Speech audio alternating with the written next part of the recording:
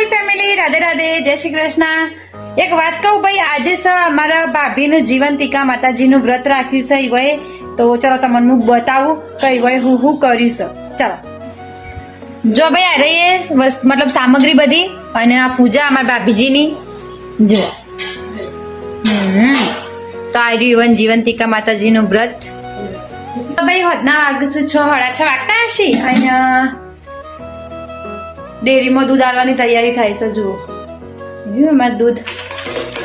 અને બીજું હું તમારા ભાભીનો લુક બતાવવા માંગતી હતી, પણ આ ટાઈમ જ બોલો. હું થોડી બીમાર છું, પેટમાં ગડબડ હેડ છે ભાઈ અમારે, એટલે જુઓ અમારા ભાભી આ બસ જુઓ રેડ આજે એકદમ લાલ પરી બન્યા છે.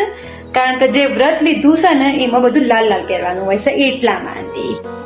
જો આજે તૈયારી છે ખાસી બધી દાળ ભાતની. જો તોકન દાળ ભાતના ભાત બનશે. આપણી દાળ વકન તૈયાર છે. અમારા રોટલી બાંધવાનો લોટ તૈયાર છે. અને વઘાર માટે વઘાર તૈયાર છે. જો હું હાલ આવી હતી ધાબા ઉપર, તમને સાચું કહું મારી તબિયત મને એવું લાગે છે કે હું બીમાર પડવાની, હું સખત વાળી પેટમાં મને છે ને એવું લાગે છે કે મને હોજા આવ્યા છે પેટમાં, એવું મને અંદરથી લાગે છે. એટલું દુખાય તો એટલા માટે વિડીયો યાદ તો સારો નહીં બન્યો.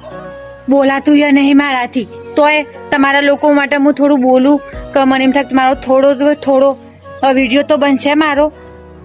અને હા, જીવંતિકા માતાજીનું જે વ્રત છે ને અમારા ભાભીએ કર્યું હતું બરાબર, તો એના માટે હું વિડીયો આમાં નહીં બનાવી કે ઇન્સ્ટા માટે ભાઈ સોરી. પણ તમારી આખો વિડીયો જોયો હોય ને તો મેં યુટ્યુબમાં બનાવ્યો છે. કારણ કે સવારે એટલી ઉતાવળમાં બધું કર્યું ને ભાભીએ, તે રહી ગયું બધું ઉતારવાનું, એટલા માટે યુટ્યુબમાં મેં થોડું બનાવ્યું છે. તો તમે મજન જોઈ લેજો. કેમ મારી તબિયત નહીં સારી એટલા માટે બોલું છું. એવું ના સમજતા કે બુન તો ફેંકી મારીશ. હું ફેંકી નહીં મારતી ભાઈ, હું હાચું કહું છું, હું બીમાર છું. આ તો આહવું પડે ભાઈ, કેવું છે દુઃખ પડે સુખ પડે, હંમેશા હસતા રહો. તમે હસવાથી તમારી બધી જ પ્રોબ્લેમ તમે સોલ્વ કરી શકો છો, એટલા માટે હસતું રહેવાનું. તો એમ કહેતી હતી કે આજ માટે આપણે આટલું જ રાખીએ છીએ. શમ કે ગાંધીનગરથી ભાઈ અમારા ભાઈ મતલબ કે મારો મોટો ભાઈ કલ્પેશ આવ્યો છે, અને એ એકણ વહેલા જમી લેશે અને એકણ અમે મોડું જમીએ છીએ.